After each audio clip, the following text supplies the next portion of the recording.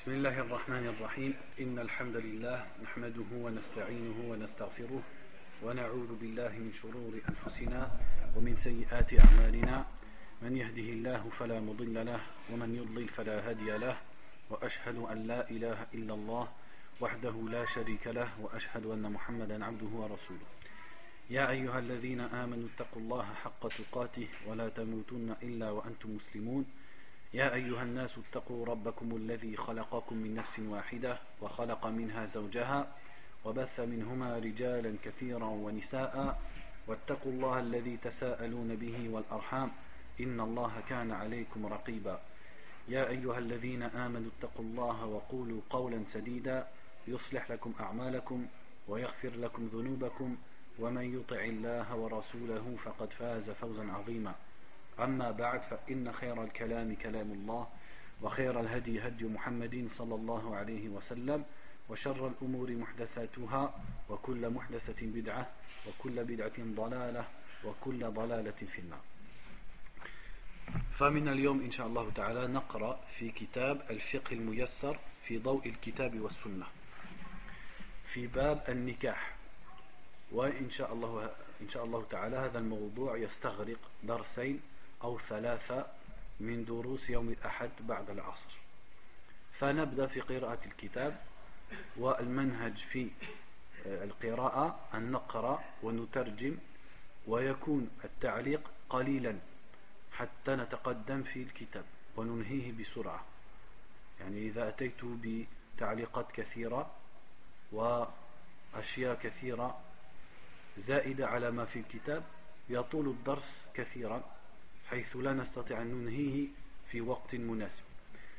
Donc on va lire dans le livre qu'on avait déjà lu dans d'autres chapitres, Al-Fiqh al-Muyassar, le fiqh facilité à la lumière du Coran et de la Sunna, qui, je vous le rappelle, a été préparé par un groupe de gens de science et imprimé par, en fait c'est un projet, imprimé par ce qu'on appelle Mujamma' al-Malik Fahd, rahimahullah. Donc c'est un centre, une fondation à Médine qui s'occupe d'éditer le Coran et d'éditer aussi d'autres livres. Donc un groupe de gens de science ont conçu ce livre. Et on va lire dans An-Nikah, donc dans le chapitre du mariage et tout ce qui suit le mariage. Donc c'est pas très long, mais c'est pas non plus court au point où on peut le faire en une seule leçon. Donc la façon dont on va le faire, c'est qu'on va lire, on va traduire, mais sans trop rajouter d'informations. On va déjà se contenter de comprendre ce qui est écrit dans le livre, parce que si on rajoute trop d'explications et trop d'informations, on finira jamais, ça prendra trop de cours, et moi je voudrais que ça dépasse pas 3 cours parmi les cours du dimanche. فقال أو قالوا كتاب النكاح والطلاق ويشتمل على 11 بابا. الباب الأول في النكاح وفيه مسائل. المسألة الأولى. Donc chapitre du nikah, c'est-à-dire du mariage, et du talaq, c'est-à-dire du divorce, qui comporte 11 chapitres. Le premier chapitre sur un nikah, c'est-à-dire le mariage, et il comporte plusieurs questions. Donc on va entamer la première question. تعريف النكاح وأدلة مشروعيته. فتعريف النكاح: النكاح لغة الضم والجمع والتداخل. يقال مأخوذ من تناكحت الأشجار إذا انضم بعضها إلى بعض، أو من نكح المطر الأرض إذا اختلط بثراها. هذا معنى النكاح، وأصل معنى النكاح في اللغة.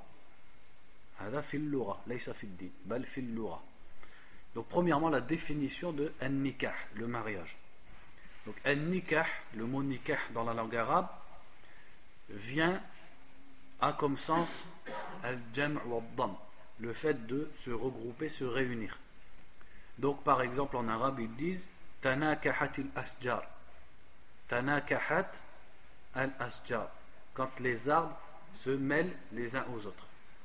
Ou alors ils disent nakaha al-mataru al-ard, quand la pluie se mélange et l'eau de la pluie se mélange à la terre. Ils disent nakaha, elle se mélange.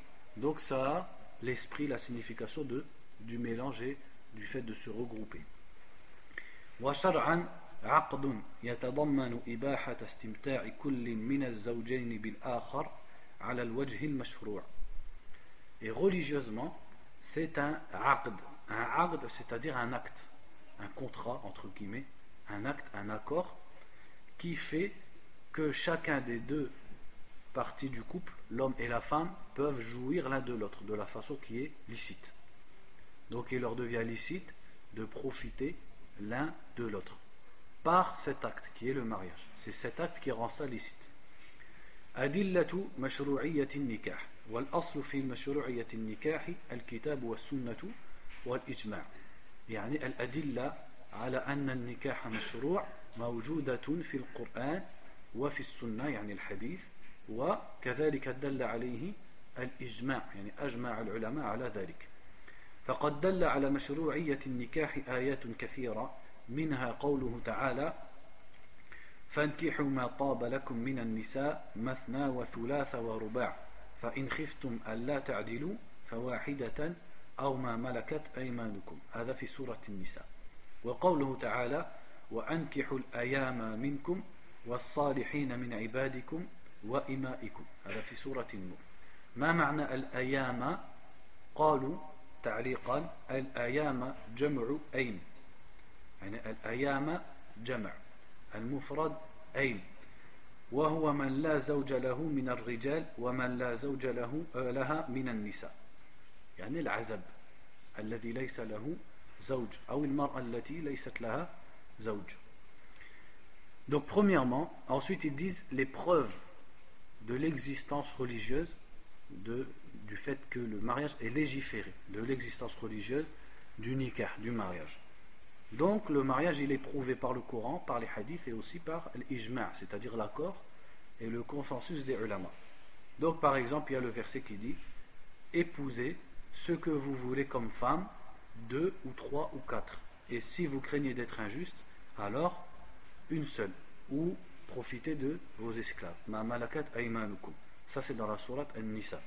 Et le verset aussi qui dit mariez les célibataires d'entre vous et les pieux parmi vos esclaves, hommes et femmes. Ibadikum wa imaikum, c'est-à-dire les esclaves hommes et les esclaves femmes. Donc ce verset encourage les musulmans à marier et à aider au mariage les célibataires, que ce soit parmi les gens libres ou parmi les esclaves. Le mot célibataire ici dans le verset c'est al-ayama, qui au singulier se dit al-aym. وأحاديث كثيرة منها حديث ابن مسعود رضي الله عنه عن النبي صلى الله عليه وسلم قال يا معشر الشباب من استطاع منكم الباءة فليتزوج فإنه أغض للبصر وأحصن للفرج ومن لم يستطع فعليه بالصوم فإن له وجاء.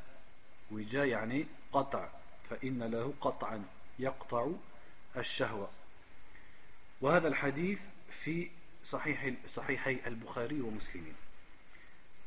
فقال صلى الله عليه وسلم يا معشر الشباب، يخاطب الشباب، من استطاع منكم الباءة. الباءة ما معنى الباءة؟ قالوا في التعليق النكاح والتزوج، والمقصود هنا تكاليف الزواج ومؤنه، يعني أن يستطيع أن يتزوج جسديا وماليا وغير ذلك. فليتزوج فإنه أغض للبصر، يعني يساعده في غض البصر، وأحصن للفرج، يبعده ويحفظه من الوقوع في الزنا. ومن لم يستطع فعليه بالصوم فإن له وجاء. وحديث معقل بن يسار رضي الله عنه أن رسول الله صلى الله عليه وسلم قال تزوجوا الودود الولود فإني مكاثر بكم الأمم. وهذا في سنن أبي داود وصححه الشيخ الألباني رحمه الله. Ensuite il y a aussi beaucoup de hadiths qui prouvent que le mariage existe dans l'islam, comme le hadith où le prophète a dit sallallahu alayhi wa sallam ô vous les jeunes, que celui d'entre vous qui peut se marier le fasse. Et il a dit en arabe al-ba'a. Al-ba'a c'est le fait de se marier dans le sens en avoir la capacité de tenir un foyer, donc la capacité matérielle et aussi la santé. Celui d'entre vous qui peut se marier, qu'il se marie, car ça l'aide à baisser son regard et à préserver ses parties intimes, c'est-à-dire à ne pas tomber dans la fornication. Et celui qui ne peut pas, alors qu'il jeûne, car le jeûne coupe, c'est-à-dire coupe son désir. Ça lui coupe son désir. Ça, c'est dans les deux sahih, de Bukhari et Muslim. Et un autre hadith où le prophète a dit, sallallahu alayhi wa sallam, épousez, tazawwajul wadouda al-walud. Épousez la femme affectueuse, al-wadoud. Et al-walud, c'est-à-dire la femme féconde. Épousez la femme affectueuse et féconde, car je concurrencerai, ou alors je veux que ma communauté soit la plus nombreuse au jour du jugement. C'est-à-dire, je veux par vous être celui qui a la communauté la plus nombreuse. Ça, c'est dans les sunan d'Abu Daoud et An-Nasa'i. وقد أجمع المسلمون على مشروعية النكاح. المسألة الثانية الحكمة في مشروعية النكاح. لقد شرع الله سبحانه وتعالى النكاح لحكم سامية يمكن إجمالها في الآتي. أولا إعفاف الفروج، إذ خلق الله تعالى هذا الإنسان وغرز في كيانه الغريزة الجنسية، فشرع الله الزواج لإشباع هذه الرغبة ولعدم العبث فيها. ثانيا حصول السكن والأنس بين الزوجين وحصول الراحة والاستقرار. قال تعالى: ومن آياته أن خلق لكم من أنفسكم أزواجا لتسكنوا إليها وجعل بينكم مودة ورحمة. هذا في سورة الروم. ثالثا حفظ الأنساب وترابط القرابة والأرحام بعضها ببعض. رابعا بقاء النسل البشري وتكثير عدد المسلمين ولنشر دين الله. وخامسا الحفاظ على الأخلاق من الهبوط والتردي في هاوية الزنا والعلاقات المشبوهة. هذه يعني ما تيسر من حكم النكاح. Ensuite, la deuxième question, c'est la sagesse pour laquelle le mariage a été légiféré. Donc Allah Azza wa Jal a légiféré le mariage pour plusieurs sagesses. Premièrement, c'est pour préserver la chasteté. Parce qu'Allah Azza wa Jal a créé l'homme et la femme et a mis en eux un désir charnel. Donc pour pouvoir satisfaire ce désir charnel, il les a orientés vers le mariage, pour pouvoir accomplir et assouvir ce désir. Et pour pas que ce désir les amène à faire n'importe quoi. Et pour l'encadrer et le diriger vers quelque chose. Deuxièmement, c'est pour avoir le repos, la sérénité et ce qu'on appelle en arabe al-uns. Al-uns, c'est-à-dire le fait que l'homme il se sente bien avec sa femme et il trouve du réconfort avec sa femme, et la femme elle trouve du réconfort. C'est le contraire, si vous voulez, du fait de se sentir seul. Al-uns. Al-uns, j'ai du mal à le traduire en français par un seul mot. Al-uns, en fait, c'est le contraire justement de la solitude. Quand la personne elle est seule, elle se sent mal, elle se sent toute seule. Al-uns, c'est le contraire. C'est de là la compagnie, on peut dire la compagnie. C'est de là qu'il vient le mot insan, justement. Donc entre les deux époux, et aussi le repos. Donc le repos, la sérénité, la tranquillité. Et ça, c'est tiré du verset qui dit: parmi ces signes, il est le fait qu'il a créé pour vous, de vous-même, des époux, ou plutôt des épouses, pour que vous vous reposiez auprès d'elles. Et il a mis entre vous l'amour et la miséricorde. Donc ça montre que ça aussi, c'est une des sagesses. C'est pour l'amour et la miséricorde qu'il va y avoir entre l'homme et sa femme. Troisièmement, hifzul ansab, c'est-à-dire la préservation de l'ascendance des gens. Le fait de savoir qui est le père de qui et qui est la mère de qui. Et qui est le parent de qui et qui est le cousin de qui, etc. etc. Et de préserver cette proximité et ce lien de parenté entre les gens. Et ça, c'est ce qui se défait quand on fait, quand la fornication elle se multiplie. Et ça, on le voit par exemple en France. En France, où le zina il est permis, il est répandu, on connaît plein de personnes comme ça. Il ne sait pas qui c'est son père. Ou alors son père, il sait plus ou moins qui c'est, mais il ne l'a jamais vu. Ou alors il ne sait pas qui est sa mère. Ou alors on l'a abandonné quand il est petit. Peut-être quand il va grandir, il va se marier avec une fille qui est sa sœur ou sa cousine. Sa cousine, c'est rien, je veux dire sa sœur ou sa sœur de lait ou quoi que ce soit. C'est-à-dire c'est le désordre complet. On ne sait plus qui est le père de qui est la mère de qui. Et moi personnellement, des histoires comme ça, j'en connais malheureusement des tas. Par exemple dans l'endroit où j'ai vécu, dans le quartier où j'ai vécu, etc. On voit des choses qui sont causées par la fornication, comme par exemple une personne en fait il se rend compte que sa cousine c'est sa sœur, ou qu'en fait son père c'est pas son père. Ça j'en ai connu des tas. Son père en fait c'est pas son père. Son père c'est un tel qui est là-bas à l'autre bout de la ville, un mécanicien ou je ne sais quoi. Et il découvre ça plus tard. Donc imaginez-vous le désordre. On ne sait plus qui est le père de qui est le cousin de qui. C'est du n'importe quoi. Et ça arrive avec zina, avec la fornication. Alors que le mariage justement il préserve le fait que la personne elle connaisse son origine, elle connaisse qui sont ses parents. Quatrièmement, le fait de faire que l'humanité se perpétue tout simplement.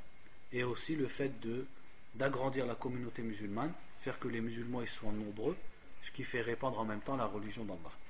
Et cinquièmement, c'est le fait de préserver l'éducation et la politesse et les comportements des gens, pour éviter qu'ils tombent dans la fornication et dans les mauvais comportements. المسألة الثالثة حكم النكاح واختيار الزوجة.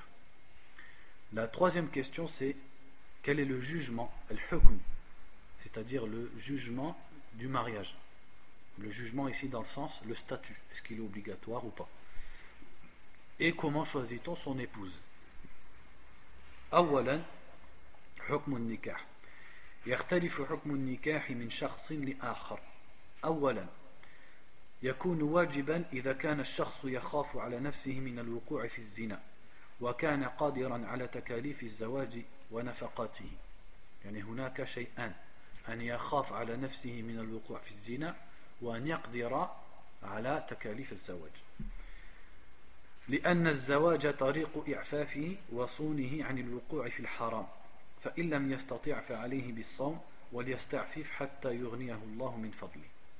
Donc, premièrement, le mariage dans un cas est obligatoire. Quel est ce cas?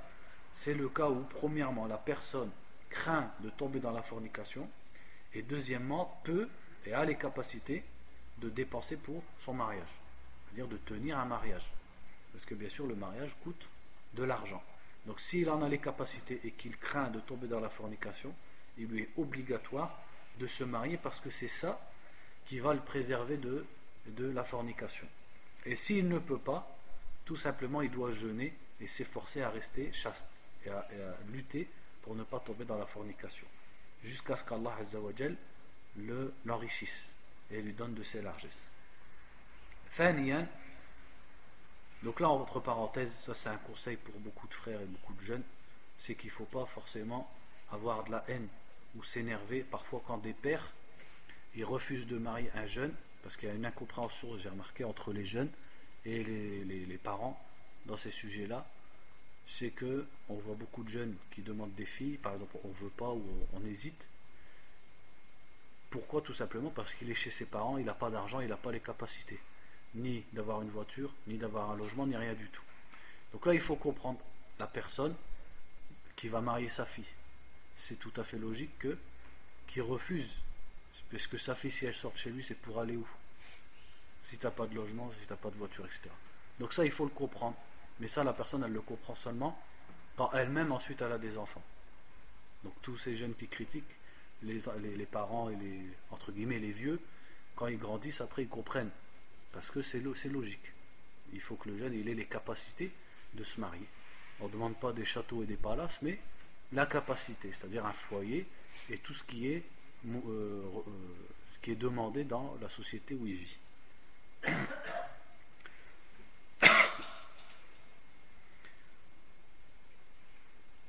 ثانيا يكون مندوبا مسنونا إذا كان الشخص ذا شهوة ويملك مؤنة النكاح ولا يخاف على نفسه الزنا لعموم الآيات والأحاديث الواردة في الحث على الزواج والترغيب فيه. Deuxièmement, le mariage est mandoub, c'est-à-dire il est recommandé sans être obligatoire pour une personne qui a les capacités de le faire, qui a les envies mais qui ne craint pas de tomber dans la fornication. Dire une personne, elle a des désirs charnels, elle est en bonne santé entre guillemets, mais pas jusqu'au point de craindre de tomber dans la fornication. Si elle a les moyens de se marier, il lui est recommandé de se marier, malgré qu'elle ne craint pas de tomber dans la fornication. Donc c'est-à-dire que pour une personne entre guillemets moyenne, le cas moyen, qui est la personne qui a les moyens de se marier mais qui qui n'a pas forcément peur de tomber dans ce zina, celui-là, donc le cas peut laisser supposer que c'est obligatoire ou recommandé, et dans ce livre il dit c'est recommandé. Pourquoi? Par rapport à tous les hadiths qui poussent au mariage et qui recommandent le mariage de façon générale. ثالثا يكون مكروها إذا كان الشخص غير محتاج إليه بأن كان عنينا أو كبيرا أو مريضا لا شهوة لهما والعنين الذي لا يقدر على إتيان النساء أو لا يشتهيهن. Troisièmement, le mariage il est makruh, il est déconseillé, donc il n'est pas interdit, mais il est déconseillé pour une personne qui n'en a pas besoin. Et par exemple, elle est innin. Innin, c'est celui qui ne peut pas avoir de rapport charnel avec une femme. Ou alors il est malade au point où il n'a pas de désir charnel et les femmes ça ne l'attire pas. Celui-là, le mariage il lui est déconseillé. La cause dans cela, ils ne l'ont pas cité ici, c'est tout simplement parce qu'il ne pourra pas assouvir sa femme. Or la femme également, elle a ce désir charnel qui doit être assouvi.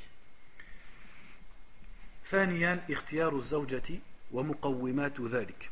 Donc deuxièmement, le choix de l'épouse et tout ce qui s'ensuit.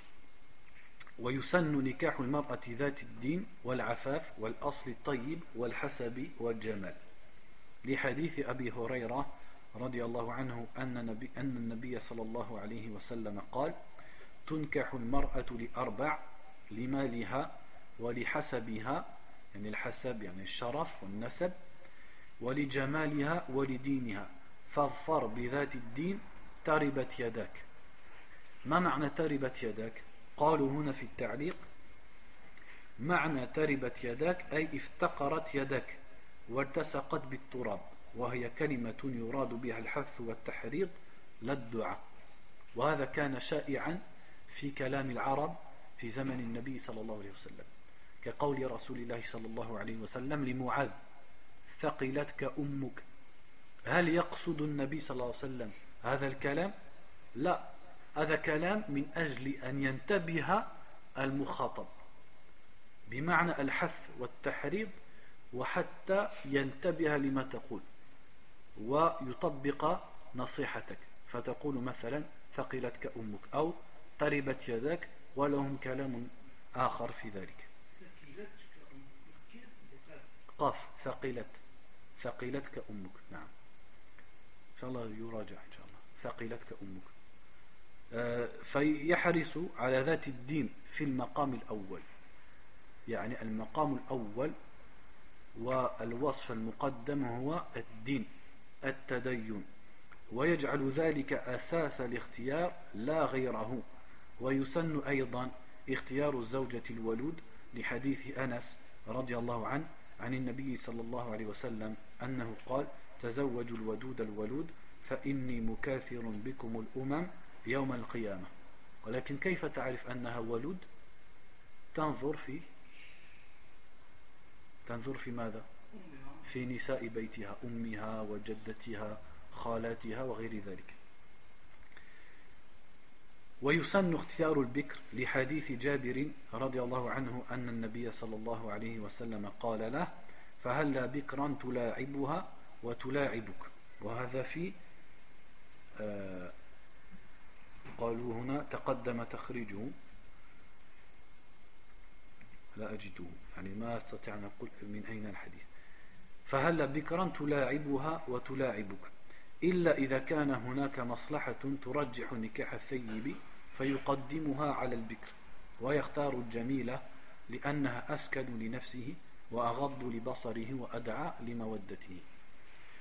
Donc ici il parle de comment choisir son épouse. Donc il dit, ou ils disent plutôt, il est recommandé de se marier avec une femme qui est religieuse, zatuddin, c'est-à-dire qui est pratiquante dans la religion et qui est chaste et qui est d'une famille, d'une bonne famille et qui a une bonne ascendance et qui est belle. Donc ça ce sont les critères. Donc c'est tiré du hadith où le prophète a dit sallallahu alayhi wa sallam, on épouse une femme pour 4 choses: pour ses biens, c'est-à-dire sa fortune, ce qu'elle possède, pour son ascendance, c'est-à-dire sa noblesse, etc., pour sa beauté et pour sa religion. Mais à la fin il a dit fadfar bidhati din.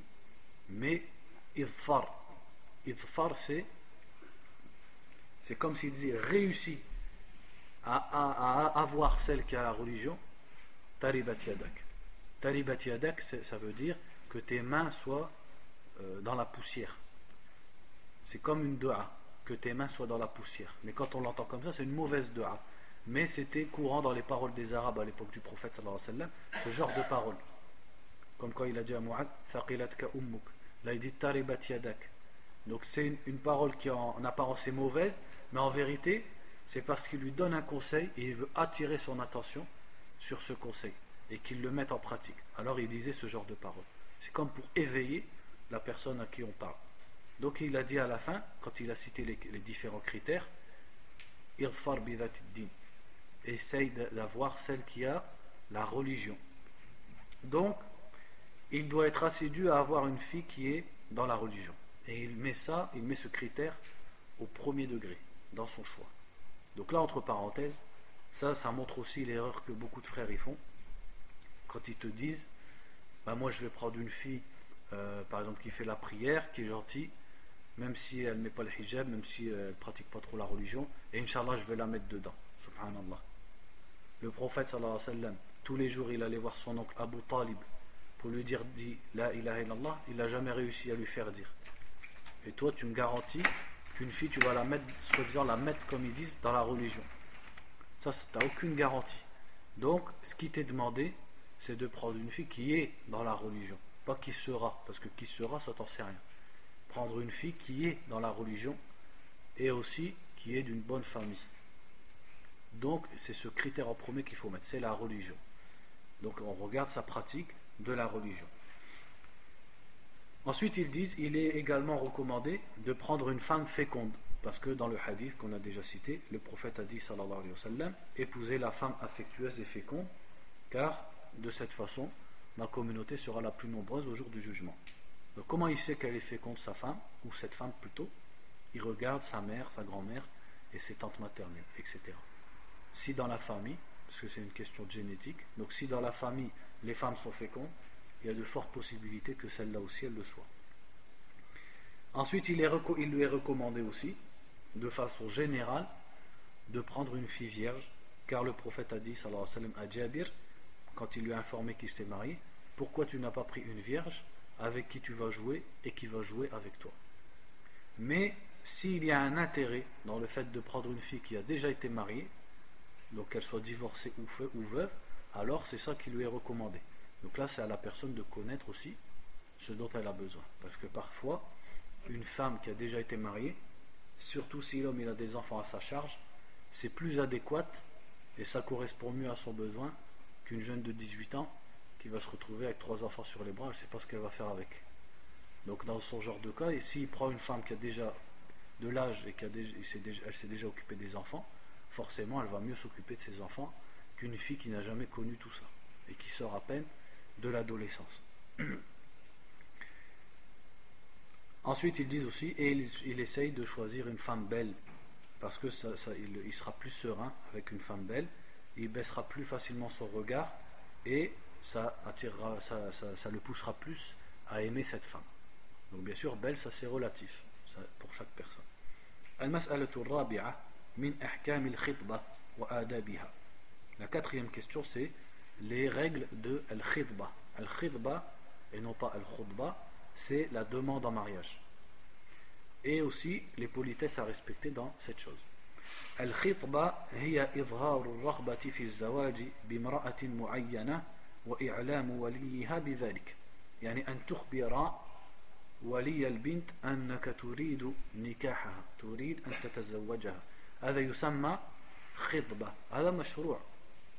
ومن أحكام الخطبة وآدابها: أولا تحرم خطبة المسلم على خطبة أخيه الذي أجيب لطلبه ولو تعريضا، وعلم الثاني بإجابة الأول، لقوله صلى الله عليه وسلم: لا يخطب الرجل على خطبة أخيه حتى ينكح أو يترك. وهذا في صحيح البخاري. وذلك لما في التقدم للخطبة من الإفساد على الأول وإيقاع العداوة. Donc al-khitba, ce qu'on appelle al-khitba, c'est la demande en mariage. C'est le fait d'informer, qu'un homme informe le tuteur et la famille d'une fille qu'il veut se marier avec elle. On appelle ça al-khitba. Donc al-khitba, la demande en mariage, a des règles à respecter et des comportements à respecter. Premièrement, il est haram, il est interdit de demander une fille qui a déjà été demandée par un autre musulman et à qui on a répondu. Donc ici, ils ont bien précisé à qui on a répondu. C'est-à-dire que s'il est parti demander la fille et on lui a dit qu'on était d'accord. Donc ça, c'est pas le mariage, on lui a juste dit qu'on était d'accord. Quand on lui dit qu'on est d'accord, ça ne veut pas dire qu'on lui a marié. Mais on lui dit qu'on est d'accord, par exemple pour telle date, etc. Même, c'est-à-dire même avec une insinuation. Même si on ne lui a pas dit clairement, il est interdit à un autre de venir après et de demander la fille. Ça c'est logique, parce que tu vas gâcher l'affaire du premier. Et en plus ça va créer de la haine et de l'inimitié entre les membres de la communauté musulmane et des problèmes. Donc ça c'est la première chose qu'ils ont citée ici. Et dans le hadith, le prophète a bien dit sallallahu alayhi wa sallam qu'un homme ne demande pas une femme au-dessus de la demande de son frère. C'est-à-dire, si on traduit correctement, qu'un homme ne demande pas une femme alors qu'elle a déjà été demandée par son frère, jusqu'à ce qu'il se marie avec elle ou qu'il la délaisse, qu'il délaisse cette affaire. Et ça c'est dans Sahih al-Bukhari. ثانيا يحرم التصريح بخطبة المعتدة البائن لقوله تعالى ولا جناح عليكم فيما عرضتم به من خطبة النساء فيجوز له التعريض كأن يقول وددت أن ييسر الله لامرأة صالحة يعني هذا ليس صريحا يقول أمام هذه المرأة المعتدة البائن مثل البائن التي توفي زوجها مثلا فهي لا تزال في عدتها قبل أن تتزوج فهو يقول هو يرغب في زواجها ولكن هي ما زالت معتدة لا يجوز له أن يقول لها بصراحة أنه يريد النكاح ولكن يجوز له التعريض يعني يقول كلام يفهم منه غير صريح يفهم منه أنه يريد الزواج مثلا يقول لعل الله أن ييسر لي امرأة صالحة فالمرأة سوف تفهم أو وليها سوف يفهم أنه يرغب في الزواج فنفي الحرج يعني في الآية عن المعرض بالخطبة يدل على عدم جواز التصريح فقد يحملها الحرص على الزواج على الإخبار بانقضاء عدتها قبل انقضائها وأما المعتدة الرجعية يعني مثلا امرأة طلقها زوجها مرة واحدة وهي في عدتها هذه يحرم حتى التعريض لأنها في حكم الزوجات هذا واضح لأنها لم تزل زوجة للرجل وله الحق بأن ماذا؟ بأن يرجعها إذن كيف أطلب منها النكاح وهي لا تزال زوجته ويمكنه أن يرجعها. Deuxièmement, il est interdit strictement de demander clairement une femme en mariage si elle est dans sa idda d'une séparation totale, c'est-à-dire comme par exemple une veuve. Une veuve, c'est une séparation totale, elle ne peut plus se remettre avec son mari puisqu'il est mort. Donc celle-là, quand elle est dans sa idda, c'est-à-dire sa période d'attente pour qu'elle puisse se remarier, on n'a pas le droit de la demander clairement en mariage, mais on peut faire une allusion comme par exemple dire devant elle ou devant son tuteur, j'aimerais bien qu'Allah me donne une femme pieuse. Donc pour lui laisser comprendre que quand sa idda sera finie, moi je suis un candidat, j'aimerais bien. Donc l'allusion elle est permise, mais pas le fait de le dire clairement, parce qu'il y a un verset qui dit donc dans Surat al-Baqarah, et il n'y a pas de mal aux allusions que vous faites pour demander les femmes. Et ici ça parle des femmes veuves. Donc si Allah a bien dit qu'il n'y avait pas de mal aux allusions, ça veut dire que le fait de le dire clairement, c'est interdit. Par contre, une femme qui est dans sa idda et que son mari peut reprendre, comme par exemple il l'a répudiée la première fois ou alors la deuxième fois et elle est toujours dans sa idda, et donc logiquement elle est toujours chez son mari et il peut la reprendre quand il veut, celle-là on n'a pas le droit ni de la demander clairement comme la veuve, ni non plus de faire une allusion, c'est logique, puisqu'elle est toujours considérée comme étant sa femme tant que sa idda n'est pas passée, et il a toujours le droit de faire ar-raj'a, c'est-à-dire de lui dire tu es à nouveau ma femme, je te reprends. en fait c'est encore sa femme, uraji'uki, c'est-à-dire je te reprends plutôt. Il annule son premier talaq. ثالثا من استشير في خاطب أو مخطوبة وجب عليه أن يذكر ما فيهما من محاسن ومساوي ولا يكون ذلك من الغيبة بل من النصيحة المرغب فيها شرعا. يعني جاءك شخص واستنصحك وطلب رأيك في فلان خطب بنتي أو في فلانة، ما رأيك في فلانة، أنا أريد أن أتزوجها، وأنت تعرف عن فلان أو عن فلانة أشياء يعني مساوي وعيوب. في هذا الموقف لابد أن تقول له، أن تخبره بهذه العيوب، لأن الدين النصيحة كما قال النبي صلى الله عليه وسلم. وجاء في الحديث عن فاطمة بنت قيس أنها استشارت رسول الله صلى الله عليه وسلم في معاوية ابن أبي سفيان رضي الله عنه وفي أبي الجهم رضي الله عنه، فأخبره رسول الله صلى الله عليه وسلم بما في هذا وفي ذاك من بعض المساوي التي لا نذكرها الآن. المهم أنه ذكر بعض المساوي مع أنهما معاوية وأبو الجهم من أصحابه الكرام، ومع ذلك ذكر المساوي ودلها وأرشدها إلى ماذا؟ قال لها انكحي أسامة ابن زيد ابن حارثة، يعني ابن حبيب رسول الله صلى الله عليه وسلم، فأرشدها إلى نكاحها من أسامة، وفعلا تزوجها أسامة وبورك في نكاحهما. Ensuite aussi, troisièmement, celui qu'on vient consulter à propos de quelqu'un qui a demandé en mariage, ou de quelqu'une quoi, une femme, qu'on demande en mariage, il doit dire ce qu'il connaît chez cette personne, parce que c'est de la nasiha et c'est pas de la médisance à ce moment-là. Donc si par exemple quelqu'un il vient te voir, il te dit qu'est-ce que tu connais sur un tel, il a demandé ma fille en mariage, tu dois dire ce que tu connais de mal chez lui. Et si quelqu'un il vient te voir, ou alors il vient voir une femme et il lui dit qu'est-ce que tu connais d'une telle, parce que je voudrais la demander en mariage, elle doit lui dire également les défauts qu'elle connaît chez cette femme.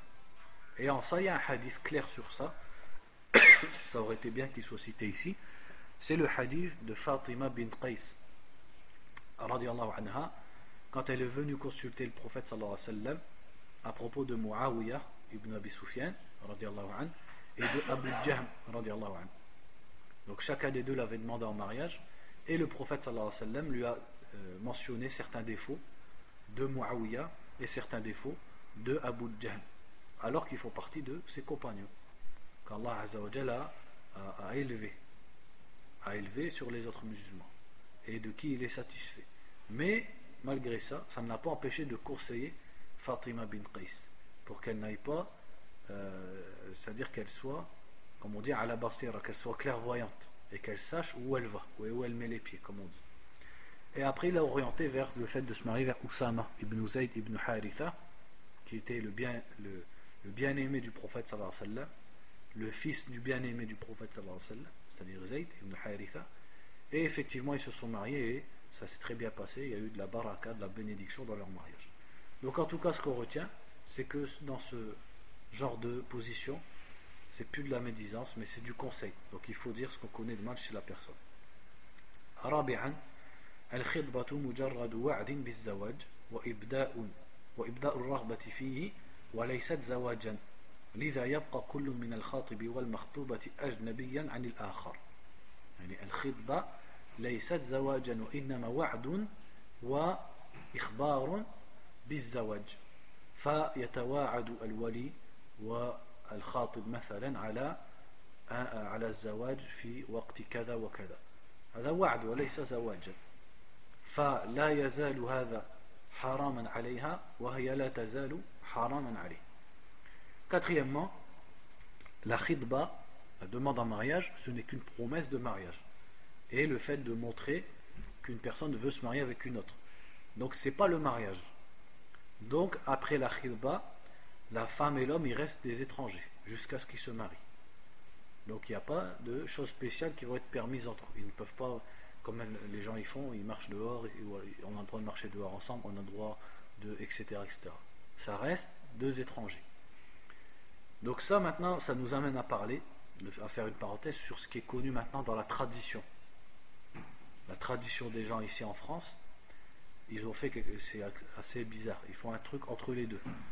C'est-à-dire, ils vont, premièrement, ils font le khidba, donc ça, il n'y a pas de problème. Ensuite, ils font aqd nikah, ce qu'ils appellent fatha, parce qu'ils récitent la fatiha dedans, ce qui n'existe pas d'ailleurs, ce qui ne sert à rien du tout. Ils appellent ça fatha, donc ça c'est aqd nikah, mais quand même, ils considèrent que ce aqd nikah, il ne rend pas licite l'homme à la femme, et qu'ils seront licites que quand ils auront fait une grande fête. Alors que ce qui rend la femme licite à l'homme et l'homme licite à la femme, c'est ce que vous appelez fatha, aqd nikah. Quand il y a la demande au wali devant les témoins, etc., et qu'on s'est donné rendez-vous pour ça, et la khidba elle est déjà passée, c'est plus la khidba là, puisque on est bien tous d'accord, et c'est dans l'esprit de tout le monde que là c'est l'aqd. À ce moment-là, l'homme et la femme ils sont licites l'un pour l'autre. Donc si, à la limite, si les gens ils veulent pas que leur fille elle sorte avec le garçon dehors avant que tout le monde le sache, eh ben qu'ils fassent ce qu'ils appellent le fatha quelques jours avant ou le jour où ils vont faire leur fête. Parce que les gens c'est ça qu'ils craignent, c'est qu'ils se disent ouais mais ils vont marcher dans la rue, on n'a pas encore fait la fête, les gens ils savent pas encore. Eh ben fais ça 3 jours avant ou le jour même, etc. C'est ça la solution. Mais le fait de marier 2 personnes et après qu'elles restent chacune chez elles et de leur dire vous n'avez pas le droit de vous voir, ou alors vous avez juste le droit de marcher ensemble dehors, ça c'est quelque chose de nouveau, c'est n'importe quoi. À part si c'est un shart, ça c'est autre chose. Mais les gens c'est pas un shart, eux ils conçoivent ça comme ça. Et ils prennent le aqd, c'est-à-dire l'acte de mariage, ils le prennent comme des fiançailles. Et ils considèrent le mariage le jour de la fête. C'est-à-dire que pour eux c'est la fête qui va rendre la personne licite à l'autre. Donc tout ça c'est des mauvaises compréhensions. Et si effectivement ils veulent que ce soit après la fête que l'homme y vive avec la femme, et ben qu'ils fassent le mariage le jour de la fête, tout simplement, comme certaines personnes y font, et il n'y a plus de problème.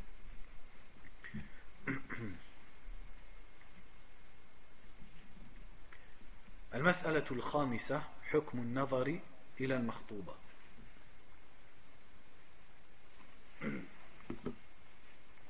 La 5e question ici c'est le statut du fait de regarder la femme qu'on demande en mariage, al-makhtuba. من أراد أن يخطب امرأة يشرع ويسن له النظر إلى ما يظهر منها عادة كوجهها وكفيها وقدميها. Entre parenthèses, pour ce qui concerne le khidba, al-khidba, comme on a vu, elle a certaines règles. Après, c'est sûr que la khidba, d'une société à une autre et d'un peuple de musulmans à un autre, elle va y avoir certains adab, certaines choses, certaines coutumes en vérité qui ne sont pas contradictoires avec la religion. Par exemple, les gens ils peuvent considérer comme déplacé que la personne elle vienne, il a 20 ans et il vient tout seul taper à la porte chez le Hajj qui a 60 ans pour lui dire je veux me marier avec ta fille. Ce jeune de 20 ans, si on lui dit tu aurais dû ramener quelqu'un avec toi, il ne faut pas qu'il réponde ouais mais c'est quoi le dalil, c'est quoi la religion. Non, ça c'est quelque chose c'est une question de politesse, c'est une question de bon sens tout simplement. Donc il y a des choses parfois qui sont chez les gens qui peuvent être qui peuvent être considérées comme un manque de politesse, ça il faut y faire attention. Donc il faut savoir par exemple que c'est pas à un jeune comme ça d'aller directement, généralement chez les gens c'est mal vu, ça ne se fait pas. Qu'un jeune il part directement lui-même tout seul taper à la porte d'un père pour lui dire je veux me marier avec ta fille. Généralement celui-là il va se reprendre la porte sur le bout du nez.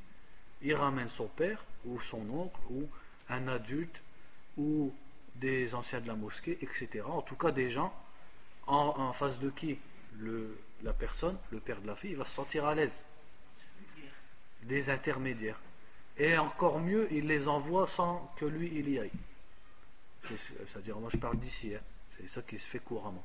Il les envoie, comme ça ils discutent entre eux, et lui après il prend les informations, qu'est-ce qu'il s'est dit, etc. Comme ça il brusque pas, et il fait ça entre guillemets calmement et dans les règles. Donc la 5e question ensuite c'est le fait de regarder لا المخطوبة. من أراد أن يخطب امرأة يشرع ويسن له النظر إلى ما يظهر منها عادة كوجهها وكفيها وقدميها، لحديث سهل بن سعد رضي الله عنه أن امرأة جاءت إلى النبي صلى الله عليه وسلم فقالت يا رسول الله جئت لأهب لك نفسي، فصعد النظر إليها وصوبه ثم طأطأ رأسه، يعني نظرها من أسفل إلى أعلى جيدا ثم غض البصر. وحديث أبي هريرة رضي الله عنه قال كنت عند النبي صلى الله عليه وسلم فأتاه رجل فأخبره أنه تزوج امرأة من الأنصار، فقال له رسول الله صلى الله عليه وسلم أنظرت إليها؟ قال لا. قال فاذهب فانظر إليها فإن في أعين الأنصار شيئا. وقالوا هنا في التعليق شيئا قيل المراد صغار، يعني أن أعينهم كانت صغارا، وقيل زرقا، يعني هذه أقوال في شرح هذا الكلام. وحديث جابر رضي الله عنه قال قال رسول الله صلى الله عليه وسلم إذا خطب أحدكم المرأة فإن استطاع أن ينظر إلى ما يدعوه إلى نكاحها فليفعل. قال جابر فخطبت امرأة فكنت أتخبأ لها حتى رأيت منها ما دعاني إلى نكاحها فتزوجتها. وهذا في سنن أبي داود وصححه الشيخ الألباني رحمه الله. والحكمة من ذلك أن النظر أدعى لحظوتها في نفسه، ومن ثم أدعى للألفة والمحبة ودوام المودة بينهما، كما قال صلى الله عليه وسلم للمغيرة وقد خطب امرأة انظر إليها فإنه أحرى أن يؤدم بينكما، أي تكون بينكما المحبة والاتفاق. وهذا في سنن الترمذي وسنن ابن ماجه وصححه الشيخ الألباني رحمه الله. Donc il est celui qui veut demander une femme en mariage, il lui est recommandé de regarder cette femme avant de la demander en mariage. C'est-à-dire qu'il la regarde et qu'il voit comment elle est. Il regarde d'elle ce qui peut apparaître de façon habituelle. Ce qui peut apparaître d'une femme de façon habituelle, c'est-à-dire son visage, ses mains et ses pieds. Malheur à nous, en France, tout y est déjà apparent, avant même si tu ne veux pas te marier avec elle, tout y est déjà apparent. Allah musta'an. Ici, dans la religion, on dit bien, si tu veux te marier avec elle, regarde, tu peux regarder son visage, ses mains et ses pieds. Et il y a plusieurs preuves à ça. Donc premièrement le hadith qui dit qu'une femme est venue voir le prophète sallallahu alayhi wa sallam et elle lui a dit je suis venue m'offrir à toi, c'est-à-dire elle voulait se marier avec le prophète sallallahu alayhi wa sallam. Donc le prophète il l'a regardé de haut en bas, il l'a bien regardé et ensuite il a baissé son regard, c'est-à-dire une fois qu'il a vu ce qu'il avait à voir, il a baissé son regard sallallahu alayhi wa sallam. Et le hadith aussi nous dit que finalement il ne s'est pas marié avec elle, il lui a bien dit qu'il n'avait pas il ne voulait pas se marier avec elle, tout simplement. Ça c'est dans les deux sahih. Et aussi le hadith d'Abu Huraira qui dit qu'il était avec le prophète sallallahu alayhi wa sallam et un homme est venu et il a informé qu'il s'est marié avec une femme des Ansar, c'est-à-dire une femme de Médine. Et le prophète sallallahu alayhi wa sallam lui a dit est-ce que tu l'as vu, car dans les yeux des Ansar il y a quelque chose sous-entendu ici, un défaut. Certains savants ont dit c'était du bleu qu'il y avait dans les yeux des Ansar, et d'autres ont dit c'était le fait qu'ils avaient des petits yeux. Donc vis-à-vis du fait qu'il pouvait y avoir quelque chose chez elle qui ne lui plaît pas, comme elle faisait partie des Ansar, il l'a invité à la regarder avant de se marier avec elle. Et aussi l'autre hadith où le prophète a dit sallallahu alayhi wa sallam, donc le hadith précédent c'était dans Sahih Muslim, donc l'autre hadith où il a dit lorsque l'un d'entre vous demande une femme en mariage, s'il peut voir chez elle ce qui l'invite à se marier avec elle, qu'il le fasse. Et Jabir qui a rapporté ce hadith a dit et moi j'ai demandé une femme en mariage et je me cachais pour essayer de la voir jusqu'à ce que j'ai vu d'elle ce qui m'a invité et poussé à me marier avec elle, et je me suis marié avec elle. Mais j'attire grandement votre attention sur le fait que Jabir, qu'est-ce qu'il a dit? Il a dit j'ai demandé une femme en mariage et après il se cachait pour, entre guillemets, l'espionner. Qu'est-ce qu'il a fait avant? Il a demandé en mariage. C'est-à-dire, est-ce qu'il voulait se marier avec elle ou c'était juste une femme qui passait dans la rue? C'était quelqu'un qu'il avait dans l'esprit qu'elle soit sa femme. Donc c'est quand il y a ar-raghba, quand il y a le désir, quand la personne elle a réfléchi, elle a tout calculé entre guillemets, et elle en est arrivée à la conclusion que cette femme elle lui conviendrait, qu'il veut se marier avec elle, là d'accord il cherche à la voir.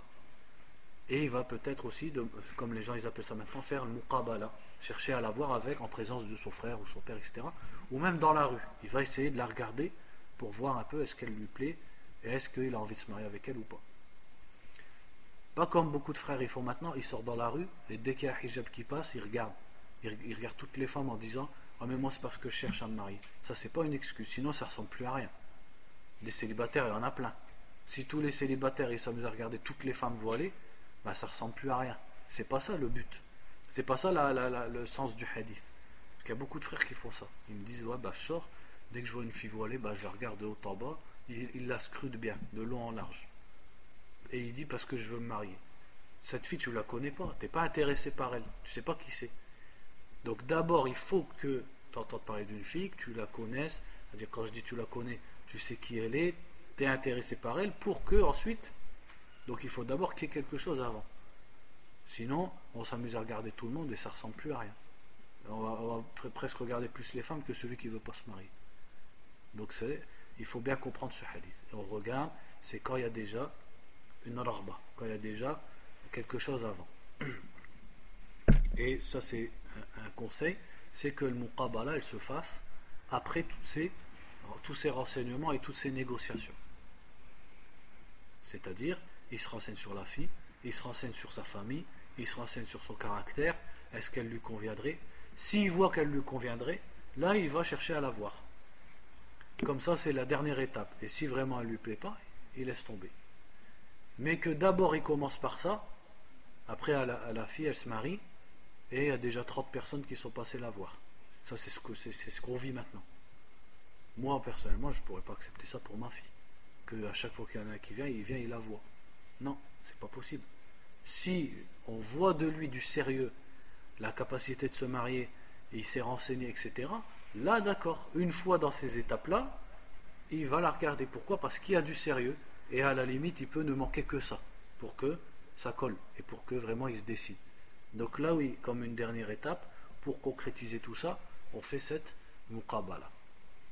Ça, celui qui veut lire ce genre de paroles, vous pouvez lire aussi, Cheikh Al-Uthaymin, il en a parlé à peu près dans le même sens de ce que je viens de dire dans Ash-Sharh al-Mumti', dans le chapitre du mariage, et il a expliqué que Nazar, le fait de regarder la fille, c'est quand la personne elle est déjà dans la démarche de vouloir se marier avec cette fille.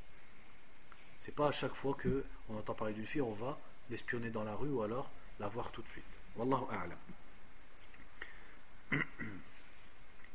Aussi pour la faïda, une fois j'avais demandé à Cheikh Mohammed ibn Ramzan quand il était venu ici, Al-Hajiri, Hafizahullah, je lui avais parlé du fait que en France, donc les frères, les sœurs, ils font ce qu'ils appellent muqabala, donc ils se rencontrent, et dans la muqabala ils discutent.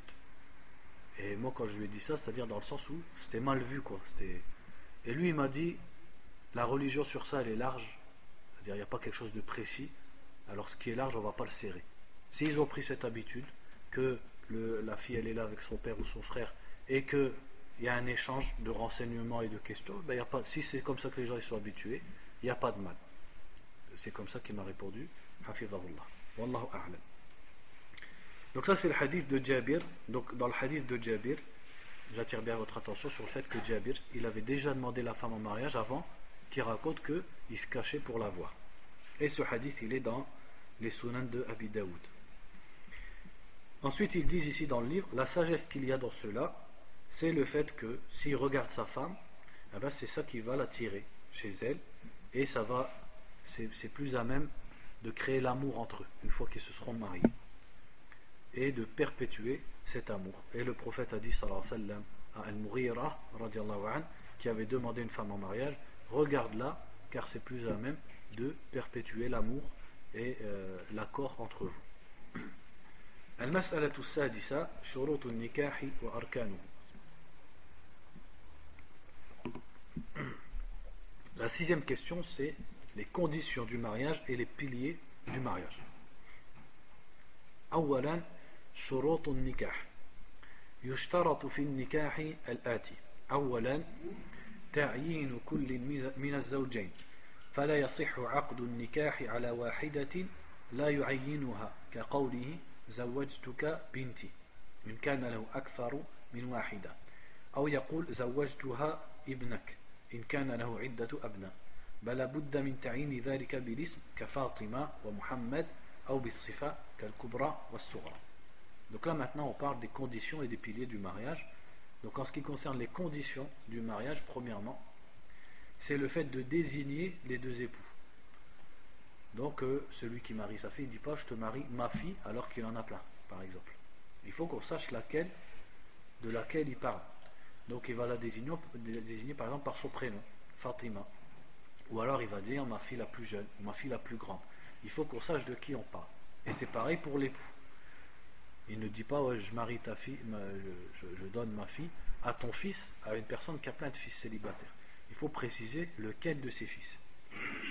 ثانيا رضا كل من الزوجين بالآخر فلا يصح نكاح الإكراه لحديث أبي هريرة رضي الله عنه أن رسول الله صلى الله عليه وسلم قال لا تنكح الأيم حتى تستأمر ولا البكر حتى تستأذن وهذا متفق عليه. Deuxièmement, c'est la satisfaction, l'accord de ces deux époux. Il faut que l'homme soit d'accord. Bon, ça généralement c'est pas le problème. Le problème c'est plutôt qu'il faut que la fille elle soit d'accord. Donc le mariage comment on appelle ça, mariage forcé, c'est pas valable dans l'islam. Et les hadiths sur ça ils sont clairs. Comme le hadith où le prophète a dit sallallahu alayhi wa sallam, on ne donne en mariage une célibataire qu'après l'avoir consultée. Et on ne donne en mariage une fille vierge qu'après avoir pris sa permission. Pourquoi il a fait la différence entre les deux? C'est parce que, comme il est cité dans le hadith, c'est parce que la façon dont elle va donner sa permission n'est pas la même. Celle qui a déjà été mariée, elle va parler librement avec son père de ces choses-là. Alors que celle qui est vierge, en tout cas à leur époque, sallallahu alayhi wa sallam, à son époque, c'est son silence. Par pudeur, elle va simplement se taire pour exprimer à son père que effectivement elle désire se marier avec cet homme. Ça exprimera son accord et sa satisfaction. Donc ça montre bien qu'il faut son accord.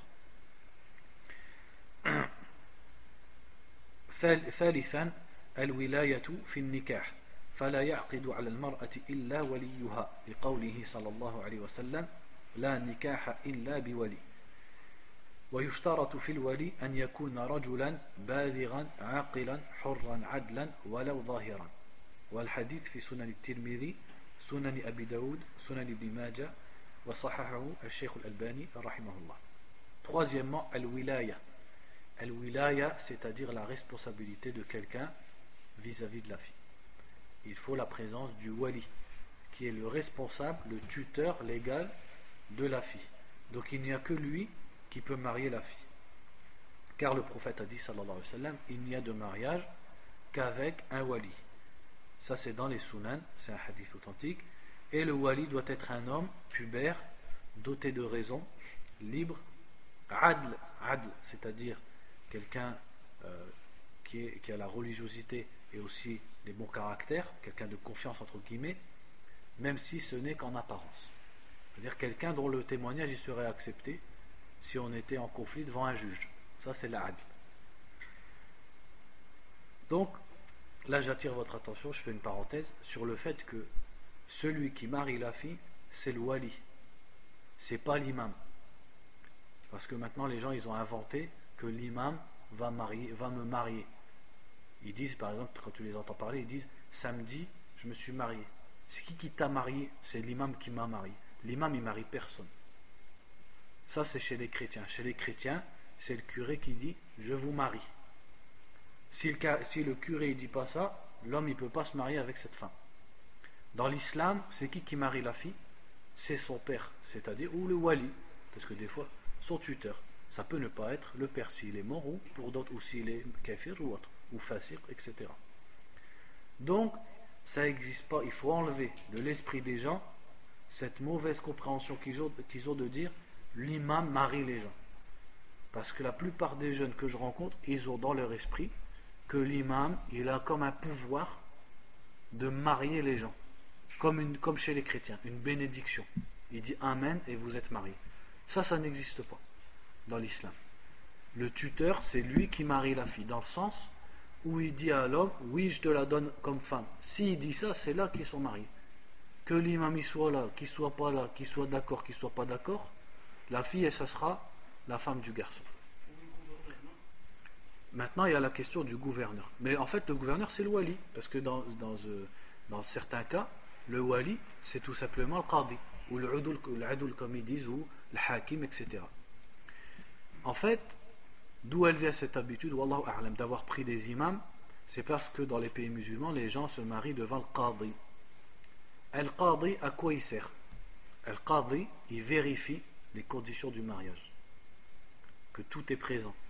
Il vérifie que les deux témoins sont des témoins fiables, valables. Il vérifie que le wali est bien le wali de la fille. Il vérifie par exemple l'accord de la fille, qu'elle veut vraiment se marier avec cet homme. Il va mentionner devant tout le monde as-sadaq, de combien elle est la dot. Donc c'est une question d'administratif en fait. C'est pas dans le sens où le qadi est là pour donner bénédiction au mariage ou rendre licite le mariage. C'est une question entre guillemets administrative. C'est-à-dire il est là, il vérifie les conditions et de là il peut permettre le mariage. Mais même dans ce genre de, même dans cette forme, qui a marié la fille, c'est toujours son père, c'est pas le qadi. Parce que si le père il veut pas, le qadi aussi il ne peut pas, parce que c'est au père de marier sa fille. Sauf dans certains cas, dans d'autres cas, mais là on parle du cas normal où le wali c'est le père de la fille et il est digne d'être son tuteur, sans qu'il y ait de problème particulier, etc. Donc le qadi et les gens, donc des fois ils appellent ça aussi l'adul. Quand ils sont venus dans les pays européens, il n'y a plus de qadi, il n'y a plus rien. Donc ils ont pris l'imam à cette place. Parce que l'imam, dans l'esprit des gens, il est censé, je dis bien il est censé, parce que dans 95% des cas, ce n'est pas le cas, l'imam, il est censé connaître la religion. Il est censé connaître comment ça se passe. Et donc, il est présent pour, comme quand c'est le qadi dans les pays musulmans, à la limite, il peut être présent pour vérifier justement que les conditions elles soient remplies. Parce que les gens, ils peuvent se tromper. Ils peuvent, par exemple, on va imaginer, ils ramènent un seul témoin. Ou alors, ils ramènent le frère alors que le père de la fille est vivant, sans avoir demandé au père, etc. Ou alors, ils ne mentionnent pas la dot, ils ne connaissent pas. Donc, dans ce genre de cas, il y a une ma'na, il y a un sens au fait de ramener l'imam. Où il va faire en sorte que les choses elles se passent conformément à la religion. Mais il marie personne. C'est ça qu'il faut comprendre. Donc il faut enlever de la bouche des gens, l'imam il m'a marié. L'imam il t'a pas marié. Celui qui t'a marié c'est le père de la fille. C'est lui qui t'a donné cette fille en mariage. Donc l'imam il n'a pas un pouvoir de claquer des doigts ou de dire une formule magique. Parce que c'est ça que les gens y croient. Les gens y croient que l'imam est d'une formule et qu'avec cette formule vous devenez marié. Ça n'existe pas. Tout ce qu'il peut dire à la limite l'imam, et ça peut être quelqu'un d'autre que l'imam, il dit khutbatul haja. Inna alhamdulillah, nahmaduhu wa nasta'inuhu wa nastaghfiruh, jusqu'à la fin de khutbatul haja. Comme on dit au début du Jumu'ah, il est dit dans les hadiths que dans Aqdun Nikah, le prophète sallallahu alayhi wa sallam il disait ça. Voilà. Alors, eux ils disent le Fatiha parce qu'ils lisent le Fatiha, mais en vérité, normalement c'est ça qu'il faudrait faire. C'est khutbatul haja. En tant qu'ouverture.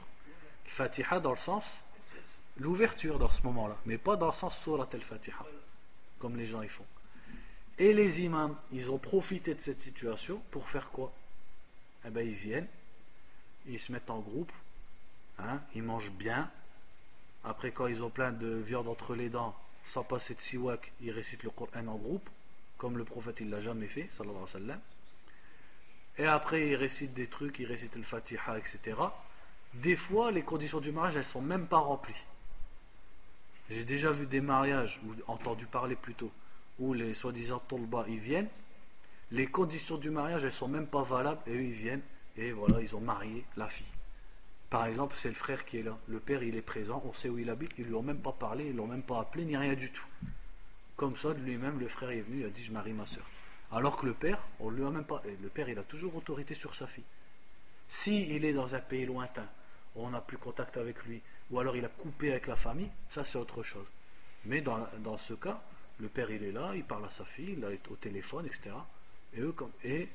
Ou alors il n'y a pas de demande, il n'y a rien du tout. Donc des fois, en plus, ils sont même ignorants des conditions. Des fois, pas toujours. Donc ils font leur petite cérémonie là, et après, surtout, c'est quoi ce qui se passe? C'est la poche. Et là, il commence les doigts. Et plus tu donnes, plus il fera des doigts. Si tu donnes 20 euros, il va demander le Jannah. Si tu donnes 50, il va demander le Firdaus. Voilà, c'est ça qui se passe. Donc en vérité, il faut apprendre aux gens qu'est-ce que c'est que le mariage dans l'islam, comment il se passe, c'est quoi la sunna. Comme ça, ils arrêtent de se faire arnaquer par les arnaqueurs, par ceux qui mangent leur argent pour rien. Et combien j'en ai vu des imams. Tu le vois imam dans une mosquée, il touche un salaire, mashallah, pour être imam, mais le samedi, tu le vois ni au Fajr ni l'Isha. Il est où l'imam? Ah, je sais pas, on sait pas il est où. Ah, il est où? Il est parti à 100 km avec son équipe, parce qu'il sait que là-bas, il va se faire 100 euros, 200 euros, ou parfois plus. Et en plus, ils ont pas honte. Ils disent aux gens à la fin du truc, ils disent, donne. Ils le disent clairement. Et les gens, ils sont là, Nia, c'est pour que le mariage il soit valable, parce qu'il faut que l'imam il nous marie, il nous donne la bénédiction, il faut les payer, c'est pour le bas, etc. Où ça? Si un imam. Ouais, s'ils n'ont pas fait la mairie. Ouais, si, mais. Maintenant, il faut de la mairie pour qu'il l'imam vienne. Ouais, mais ça n'empêche pas qu'ils peuvent se faire. La deuxième position. Ouais, mais c'est rien, ça ne va pas les empêcher. Ils vont attendre que la mairie elle fasse, et puis ils le feront. En plus, le truc dont je parlais tout à l'heure, de dire que une fois qu'ils sont mariés, c'est pas simplement le khidba, ils sont mariés, donc ça y est, ils sont mariés, ils peuvent vivre ensemble et tout. Les imams qu'on voit généralement, soi-disant tolba, qu'ils appellent, ils corrigent pas cette mauvaise compréhension. Ils disent pas aux gens qu'une fois l'aqd il est fait, ça y est, ils sont halal l'un pour l'autre. Ils laissent les gens dans leur mauvaise compréhension de dire que ça c'est l'aqd, il sert à rien, mais c'est quand on fera la fête qu'ils pourront habiter ensemble. Pourquoi ils n'ont pas corrigé ça chez les gens? Alors que ad-din ou nasiha, c'est parce qu'il n'y a pas de nasiha dans tout ça. Il y a le flous, c'est tout ce qu'il y a. Et là, on cherche de l'argent. Moi, je ramène chez moi pour marier ma fille. Après, je te donne 20 euros. Il ne faut pas dire non. Si c'est pour l'essence, je comprends. Mais non, il n'y a pas. Non. Qu'est-ce qu'il y a? Parce que déjà, je marie personne. On marie personne. Donc pourquoi je vais prendre l'argent? Pourquoi? En vérité, l'imam, quand il vient, il est équivalent au shuhud. C'est comme un témoin. Est-ce que les témoins, on les paye? Voilà, on ne paye pas un témoin, subhanallah. Il doit espérer la récompense d'Allah pour son témoignage. Donc c'est vrai que les gens, des fois, ils insistent, ils disent prends, etc. Mais il faut leur apprendre. Les gens, il faut leur apprendre. Il faut que ça passe. De toute façon, un jour ou l'autre, il va falloir, même s'il faut les choquer, ça choque. C'est vrai, les gens, ils disent comment ça? Il ne prend pas d'argent, il ne dit pas le Fatiha, il ne dit pas de dua. Mais à la fin, les gens, ils se rendent compte qu'en vérité, c'est mieux. Parce que quand ils se rendent compte qu'ils se sont fait arnaquer sur tous les autres mariages, finalement, ils sont contents de découvrir ce que c'est que la sunna, et qu'en vérité, c'est facile. C'est très facile. Khutbatul haja, l'homme, il dit à la fille, au tuteur, donne-moi ta fille en mariage. L'autre, il dit oui, et ça y est, on est content. On dit les conditions, on dit la dot, et voilà, un quart d'heure et c'est fini.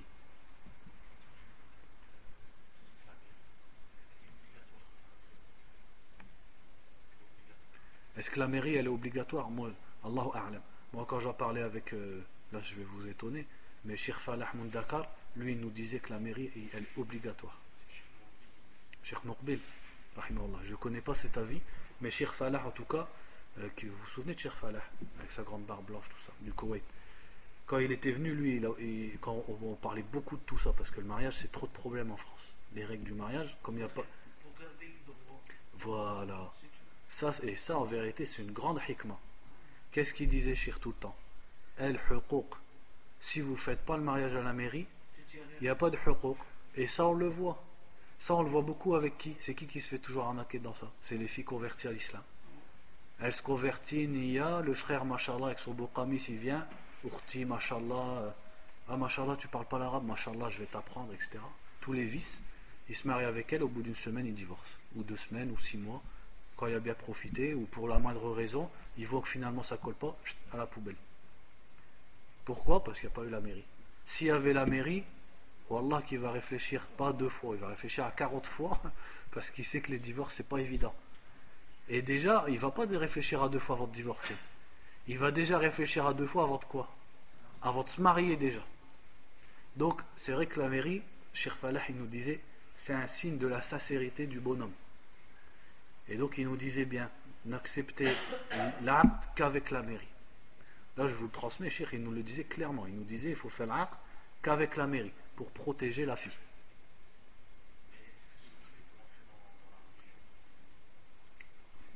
Bah, la religion, elle appelle à ce qu'on appelle, dans la religion, il y a ce qu'on appelle al-masalih al-mursala, le fait de chercher al-maslaha. Et ça, c'est assez large, et ça rentre dedans. Parce qu'on voit, les mafasid, alhamdoulilah, il y a beaucoup de gens sincères qui se marient avec simplement l'aqd shari, et ils sont sincères. Même des fois, ça arrive qu'ils divorcent tôt, mais c'est sincèrement aussi, parce que ça s'est vraiment mal passé. Donc, c'est pas dès qu'on voit une personne qui a fait l'aqd shari et 6 mois après il divorce, on l'accuse. Non, c'est vrai qu'il peut s'être passé des choses.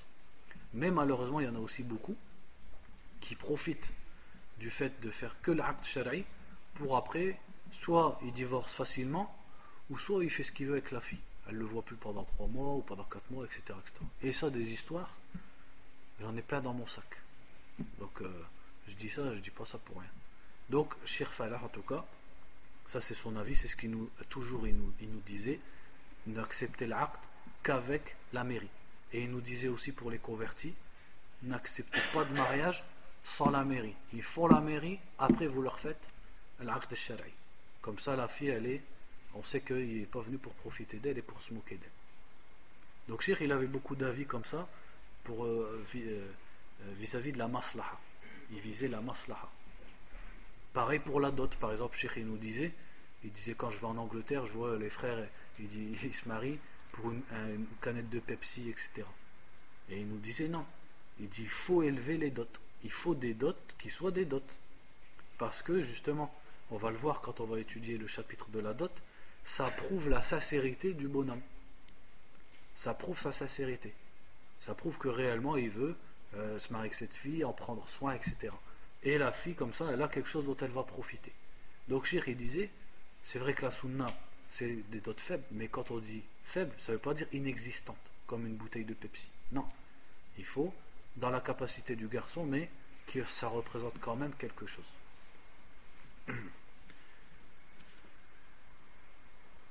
Donc là, on était dans Shurut al-Nikah. Al-Wilaya, on l'a fait. Rabi'an, ça fait combien de temps qu'on parle? رابعا الشهادة على عقد النكاح. Quatrièmement, c'est le témoignage. فلا يصح إلا بشاهدي عدل مسلمين بالغين عدلين ولو ظاهرا لقول النبي صلى الله عليه وسلم لا نكاح إلا بولي وشاهدي عدل وما كان غير ذلك فهو باطل. هذا الحديث رواه ابن حبان في كتابه وصححه ابن حزم رحمه الله في المحلى. هذا الحديث تكلم فيه أهل الحديث ولكن من حيث الصحة والضعف، ولكن ماذا قال الإمام الترمذي رحمه الله؟ العمل عليه عند أهل العلم من أصحاب النبي صلى الله عليه وسلم ومن بعده من التابعين وغيرهم قالوا لا نكاح إلا بشهود. يعني حتى لو كان الحديث ضعيفا، وربما هو ضعيف كما قلت لكم، أهل الحديث تكلموا في هذا الحديث، ولكن حتى مع ضعفه ولكن العمل عليه. ما معنى العمل عليه؟ الصحابة طبقوه والتابعون طبقوه، كلهم عملوا بمقتضى هذا الحديث وقالوا لا نكاح إلا بشاهدين، شاهدي عدل. واشتراط الشهادة في النكاح احتياط للنسب خوف الإنكار. يعني إذا شهد الشهود في العقد لا يستطيع أحد الزوجين أو الولي، يعني أحد الطرفين بعد ذلك أن ينكر. مثلا لا يستطيع الرجل أن يقول لا المهر كانت 300 يورو مع أن المهر كان 500 ما يمكن لأن الشهود كانوا موجودين سوف يقولون لا نحن شهدنا وسمعنا أن المهر كذا وكذا فالإنكار غير موجود كذلك مثلا إذا ولدت يعني وضعت المرأة وقال الرجل لا هذا ليس ولدي أنا لا أعرف هذه ليست زوجتي كيف نعمل بدون شهود إذن الشهادة لها حكم كثيرة لكن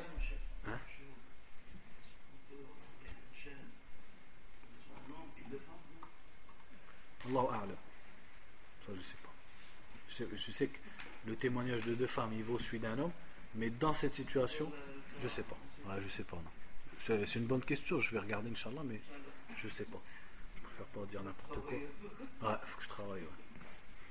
Alors quatrièmement c'est le témoignage c'est-à-dire la présence des témoins lors de l'acte de mariage donc le mariage ne sera valable que si il y a la présence de deux témoins adl c'est-à-dire des gens corrects, des gens de religion, des gens de confiance, musulmans, deux hommes pubères. Donc là aussi on comprend qu'il ne faut pas forcément deux témoins du côté de la fille, deux témoins du côté de l'homme. Comme les gens ils disent. Les gens ils pensent toujours il faut deux témoins du côté de la fille, deux témoins du côté de l'homme. Non, il faut deux témoins. D'où qu'ils viennent, qu'ils soient du côté de la fille, du côté de l'homme, du côté du voisin, c'est pas grave. Il faut deux témoins, deux hommes musulmans en qui on a confiance, qui viennent assister au mariage. Et le prophète a dit, sallallahu alayhi wa sallam, ou aurait dit plutôt, dans un hadith, il n'y a de mariage qu'avec un tuteur et deux témoins justes. Et autre que cela n'est pas valable. Donc ce hadith, il est rapporté par Ibn Hibban, rahimahullah. Ibn Hazm, il dit qu'il est authentique. Mais il y a beaucoup des gens du hadith, des savants du hadith qui disent qu'il n'est pas authentique. Mais même si on disait qu'il n'est pas authentique, qu'est-ce qu'il a dit l'imam al-Tirmidhi, rahimahullah? Il a dit al-amalu alayh, c'est-à-dire il a dit les sahaba, les tabi'in et ceux qui les ont suivis ont agi ainsi et ils n'ont fait les mariages qu'avec des témoins. Et dans le fait qu'il y ait des témoins, il y a une sagesse, c'est le fait que c'est un ihtiyar, c'est une précaution. Si jamais il y a des problèmes par la suite, on ne pourra pas prétendre des choses ou renier des choses comme ça. Par exemple, si la fille elle vient se plaindre que l'homme il lui a donné que 300 € alors qu'elle avait demandé 500, et l'homme il dit non, moi c'est 300, c'était pas 500, c'est pas vrai. Comment on fait? On n'est pas censé croire l'un ou l'autre. Donc s'il y a les témoins, ils étaient là, ils ont entendu, ils ont témoigné, il n'y a plus de problème. Ou alors, comme ils ont dit ici dans le livre, une femme elle accouche et l'homme il dit non, moi je la connais pas, je ne sais pas qui c'est, cet enfant il n'est pas de moi. S'il n'y a pas eu de témoin au mariage, eh bien, comment elle va faire elle pour prouver que c'est son mari et qu'elle a des droits? Donc c'est pour ça que le témoignage il a beaucoup de sagesse. ثالثا لا خامسا خلو الزوجين من الموانع التي تمنع من الزواج من نسب أو سبب كرضاع أو مصاهرة أو اختلاف دين ونحو ذلك من الأسباب كان يكون أحدهما محرما بحج أو عمرة. Cinquièmement, c'est que dans les deux époux, il ne faut pas qu'il y ait quelque chose qui empêche et interdise leur mariage. Comme un nasab, c'est-à-dire la parenté, si par exemple il est frère et l'autre est les sœurs, donc bien sûr ils ne pourront pas se marier. Ça on le verra plus tard en détail. Ou alors al-musahara, c'est-à-dire qu'il y a un lien de parenté par le mariage entre eux qui fait qu'ils ne peuvent plus se marier entre eux. Ou alors al-rida, l'allaitement, le fait qu'ils soient frères ou sœurs, etc., de lait, ça on va le détailler plus tard aussi. Ou alors le fait qu'ils n'aient pas la même religion, comme par exemple le fait qu'une musulmane se marierait avec quelqu'un qui n'est pas musulman.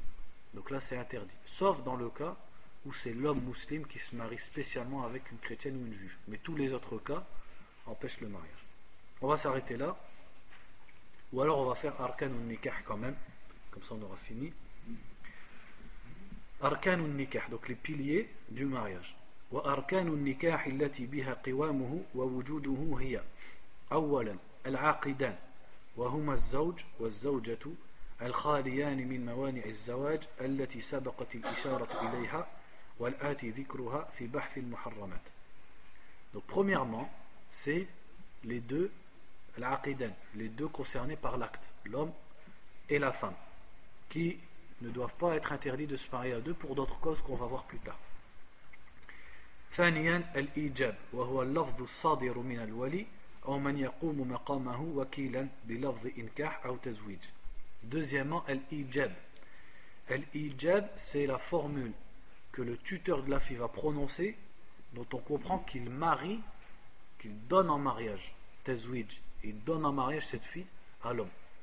Donc en arabe, il faut que ce soit avec les termes comme inkah, ankahtuka iyaha, ou alors tazwij, zawwajtuka binti, zawwajtuka fulana. Voilà, c'est ça quand on dit ijab wa qabul. Donc ça c'est une parole du wali. Il faut savoir, comme ils disent dans le madhab al-maliki, et c'est ça le haqq, qu'il n'y a pas de formule spéciale. Comme les gens, des fois ils croient qu'il y a une formule spéciale. Il n'y a pas de formule spéciale. Le principal c'est qu'on comprenne. On comprenne qu'on parle ici de mariage et que le wali veut. Donc il peut dire ankahtuka binti, zawwajtuka binti. Et ça peut être aussi dans une autre langue qui donne le même sens. S'il lui dit je te donne la main de ma fille, je te donne ma fille en mariage, c'est la même chose. Tout le monde comprend que c'est le mariage, même si c'est en français.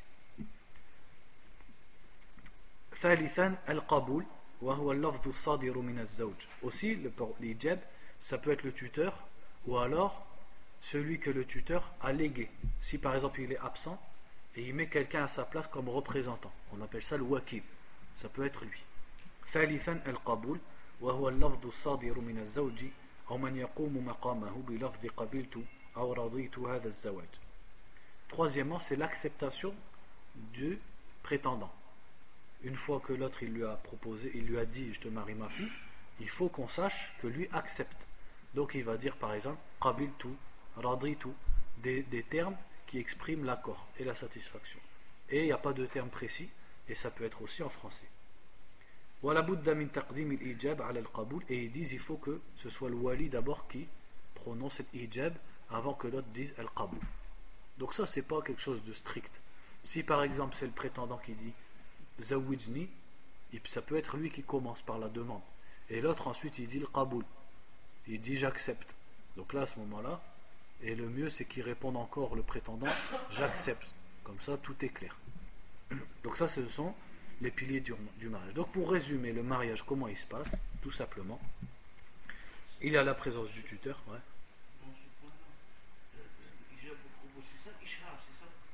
Non, l'ishar, non. L'ishar, l'i'lan. Non, l'i'lan, ça c'est autre chose. Ça c'est pas un rukn, c'est pas un shart. C'est un devoir, quoi. Je sais pas, ça dépend de ce que tu veux dire par l'ishar. Pour moi, l'ishar, qu'est-ce que je comprends, c'est...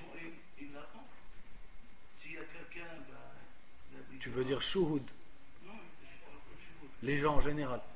Non, ça c'est autre chose. Non, non, c'est pas ça. Parce que vous avez dit que on sait pas si c'est sa sœur ou moi je sais bien que ces deux-là, ils ont été la même femme.